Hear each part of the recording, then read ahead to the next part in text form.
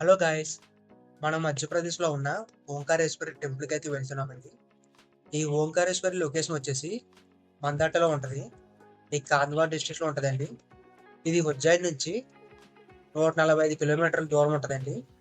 మేమైతే దర్శనానికి వెళ్ళాము. జనం అయితే చాలా మంది ఉన్నారు. మా వాళ్ళు చూడండి, వెనకాల బ్యాగ్స్ తగిలించుకున్నారు. ఈ ఓంకారేశ్వరి అనేది శివుడు టెంపుల్ అండి. ఈ మధ్యప్రదేశ్లో మెజారిటీ మొత్తం శివుడు టెంపుల్సే ఉంటాయండి.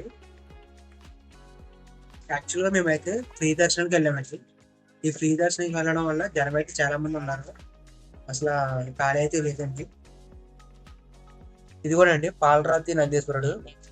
ఇప్పుడైతే లోనికి వెళ్తున్నాం, కానీ కెమెరాస్ అయితే ఎలా చేయనివ్వట్లేదండి. దర్శనం అయ్యాక బయటకు వచ్చేసాం. ఇక్కడ కనిపిస్తుంది చూస్తారు కదండి, ఇదేనండి ఓంకారేశ్వరి డ్యామ్.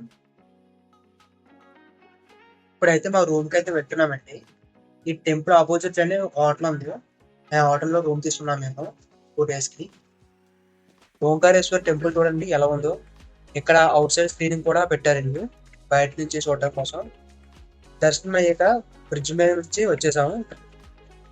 ఇక్కడ కనిపిస్తుంది చూసారు కదండి నది, దీన్ని నర్మదా నది అంటారు.